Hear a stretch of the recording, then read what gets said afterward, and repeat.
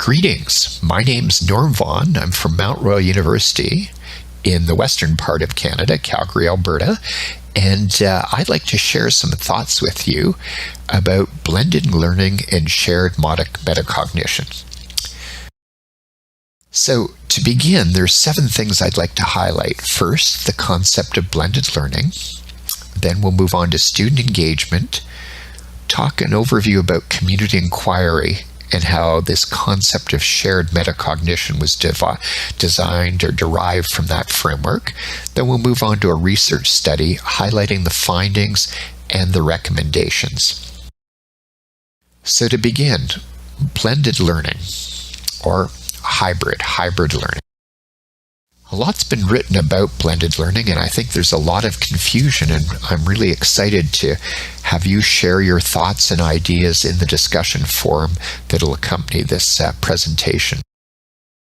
From my perspective, myself and Randy Garrison, about 12 years ago, we wrote a book about blended learning in higher education, and 2 things that stick out for me is the organic nature, that we're combining face-to-face and online opportunities and digital technologies, but how we really have to be conscious of the people that we're designing for.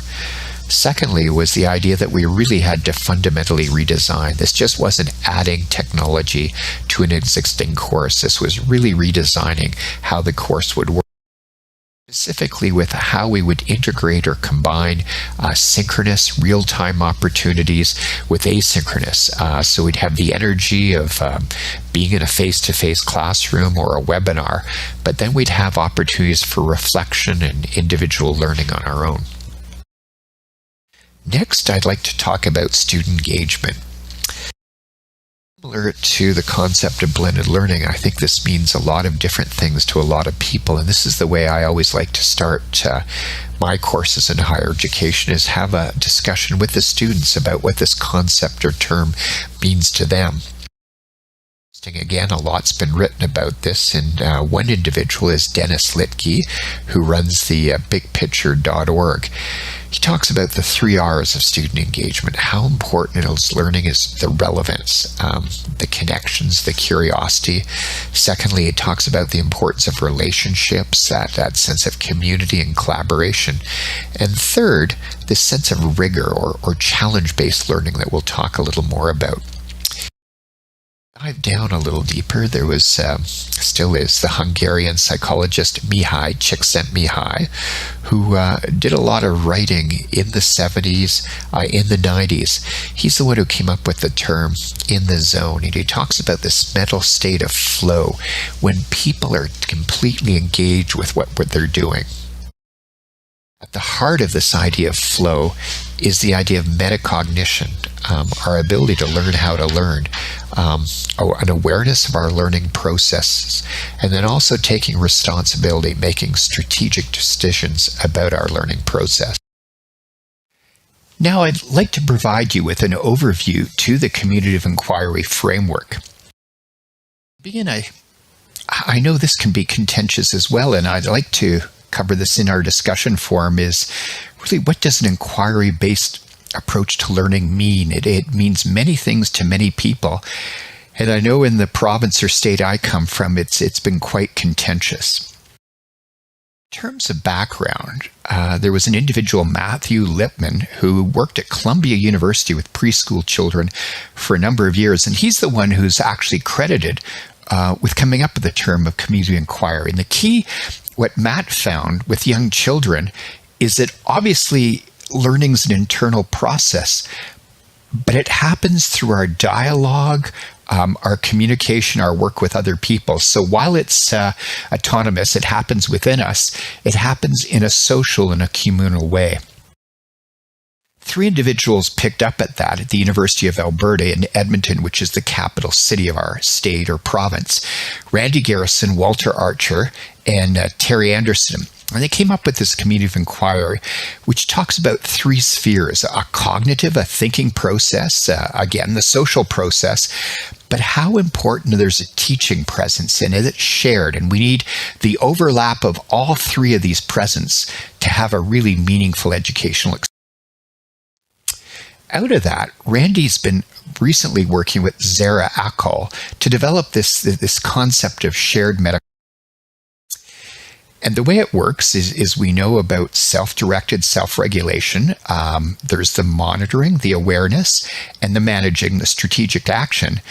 But we're also finding that more and more it happens in co-regulation, happening in our interactions, our discussions, our conversations with others. And again, how we help each other monitor our learning and manage our learning. So the community inquiry, as I mentioned, has these three presence: social, cognitive, and teaching presence. And what we've observed is this idea of shared metacognition really happens at the intersection of cognitive and teaching presence. And what we're going to go on now is look at a research study and look at this idea of teaching presence in a little more detail. So from that, they derived a shared metacognition questionnaire, which consists of 13 questions around how I self-regulate, I'm aware, I monitor my own learning. Another 13 questions, how I engage in learning with others within a group context. And we're going to use this questionnaire in a research study. So here we go, the research study. Overview to the research study. Again, I'm at Mount Royal University, which is in Calgary, Alberta. We have a 4-year education degree to prepare future teachers. And in our third-year semester, we have a series of courses around science, technology, engineering, the arts, and mathematics that are integrated with a practicum, a workplace experience for students. So this is the semester we're going to study these courses and how the students are putting their learning into practice in a practicum situation. So the objective of this research study was to investigate how a blended of courses, a series of blended courses that I just talked about, could be designed and facilitated and directed to help their students develop their capacity for shared metacognition. We took an action research approach to the methodology, and I think this is important, is that we are working as a team to really investigate how we could support the learning of each other. In terms of data collection, what we did, 2 online surveys, the Shared Metacognition Survey, which was done at the end of October, just as students were finishing their coursework and getting ready to go at their practicum. Then we did the Community Inquiry Survey when they came back from practicum. Also, students were keeping a reflective journal or a blog throughout this fall semester. And so what we did is we looked at the student blog postings from the end of the course.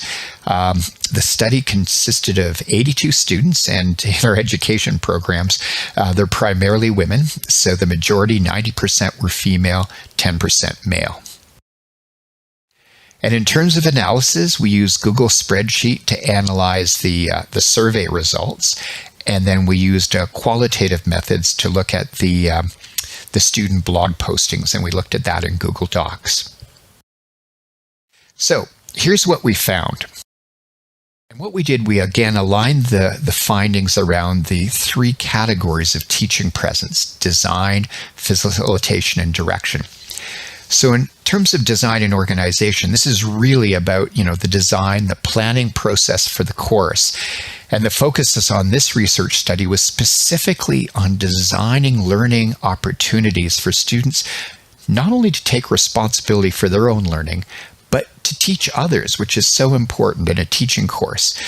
We found it went fairly well, except the one thing we found was the importance of teachers, and in my case, I was the teacher for this course, clearly communicating the course goals, not only at the beginning of the course, but throughout, really emphasizing what was the importance, the key learning takeaways of the course. Facilitation, this really is the central activity of an educational community. And what we were emphasizing is the facilitation takes place not only by the teacher, but how the students were supporting each other's learning. So we found these are our Likert scale graphs from 1 to 5, 5 being where they're really had a sense of belonging. And you can see the majority of students really felt that they had a sense of belonging in the course. And they went into a little more detail about that. They talked about, because they had a sense of belonging, that they felt comfortable interacting with the students. And we can see that the vast majority, 4 and 5, really felt comfortable interacting with the other students. And again, by feeling comfortable, I start to listen to the feedback, the comments that other students have. And I consider the feedback from my peers, what they're suggesting for me that I can do to revise assignments and those sort of things. Direct instruction really is the leadership. It's ensuring that students achieve the intended learning outcomes of the course or program. And, it really is providing opportunities for students to take responsibility for their learning, but again, helping others as well.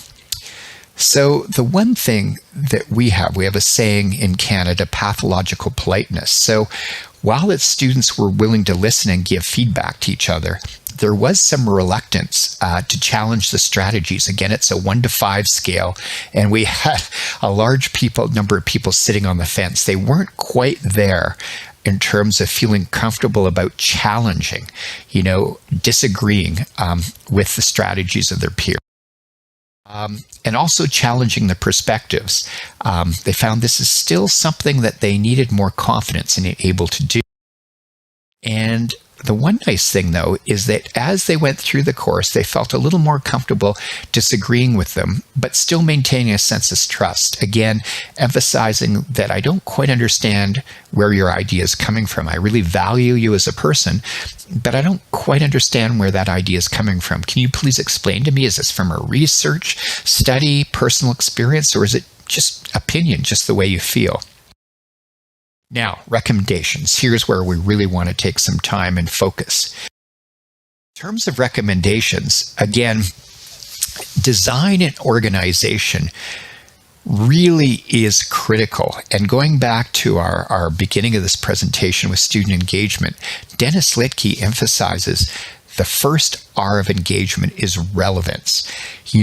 Really helping students understand, what the course is and how it relates to their everyday life. So really developing a sense of curiosity and connectedness with the learning outcomes of the course. They feel like this is something for me. I'm really going to get something out of this that's personal to me.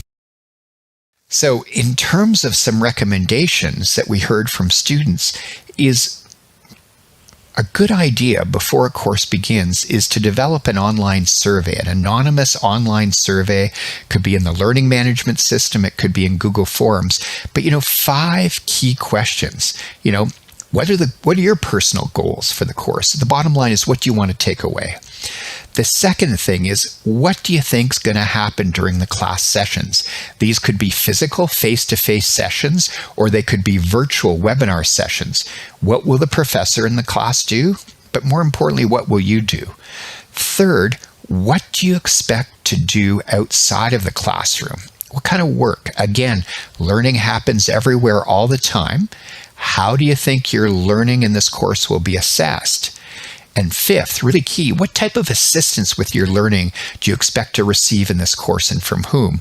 Obviously from your professor, but who else can support you in your learning journey? So we've got the online assessment.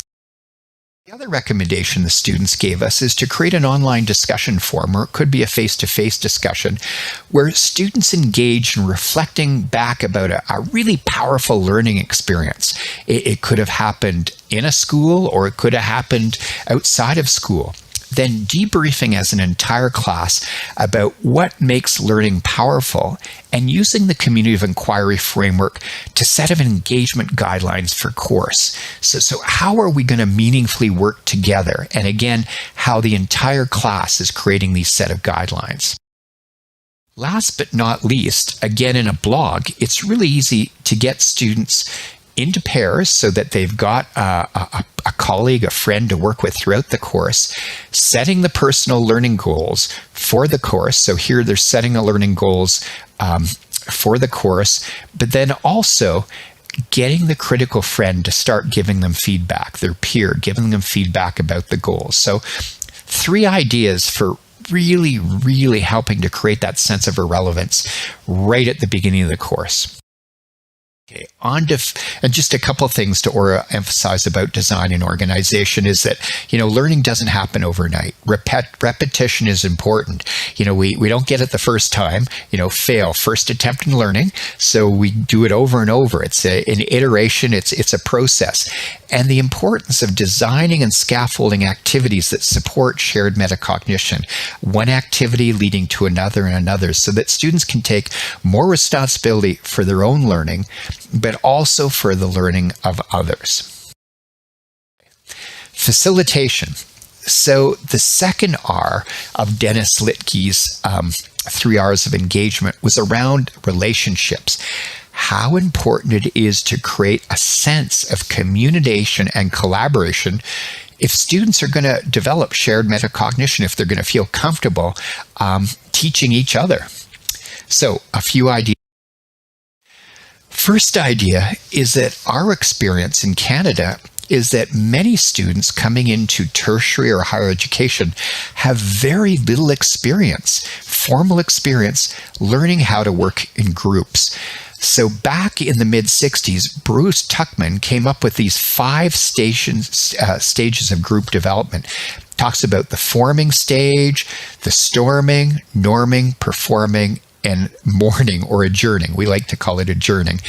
How important it is to develop an activity like getting students in a group to work through a case study, something right at the beginning of the course. It's not worth a lot of marks, but that forces them to go through as a group to experience those 5 stages of group work. It can be face-to-face or online using collaborative tools like Google Documents, things like that.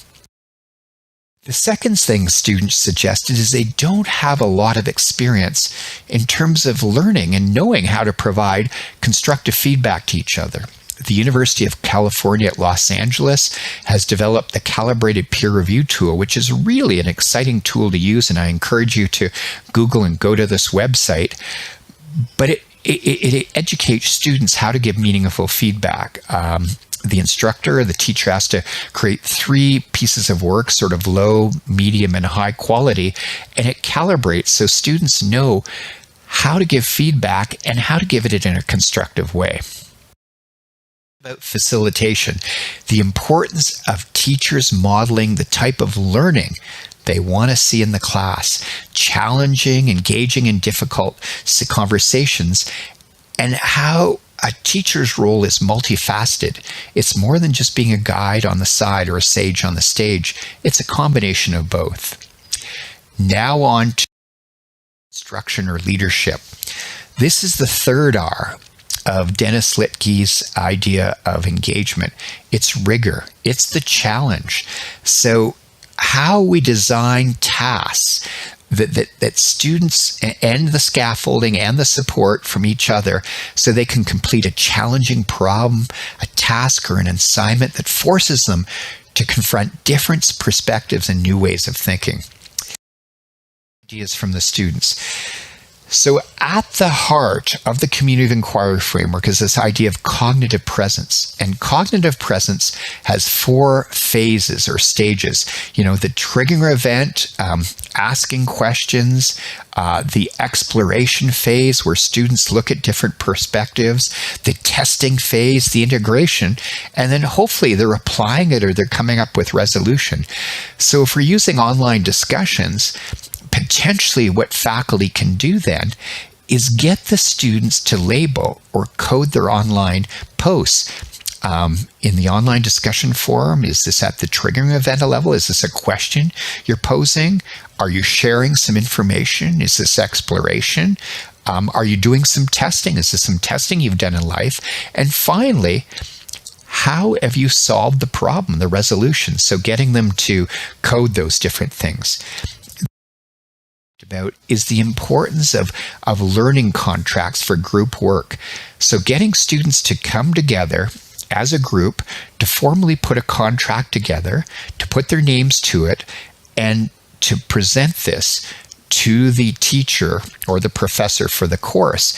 And this is quite a detailed process because, again, each student has specific roles and responsibilities in the group. And it also has very specific conditions. If deadlines, if dates aren't met, what will happen to group members? And unfortunately, sometimes it could mean expulsion or removal from the group for not doing your assigned work in a timely manner. Back to the leadership, the direction that you as the teacher, you are the captain of the ship. You've got to move it forward. This idea of nudging or gently pushing students forward in terms of the cognitive presence, moving them beyond just exploration to integration and resolution. And just a reminder, because we're probably going to be using a lot of social media applications, the focus here is on a learning space. It's about moving students forward in the learning. It's just not a very superficial space. So in terms of conclusion, just a little bit of an overview again, how blended learning and metacognition can really make a difference for students' learning. But I really want to this isn't something completely new, and I'm sure if you look into the different indigenous ways of learning in Brazil, it's no different. This is from the country of New Zealand, from the Maori culture. They have a word in their language, it's ako. So they don't have a word for teach, they don't have a word to learn, it's ako. I learn through teaching, and I teach to learn. So it's like the idea is teaching is to learn twice. And they talk about how powerful it is when teachers and students are learning together. It really empowers everybody in the learning environment.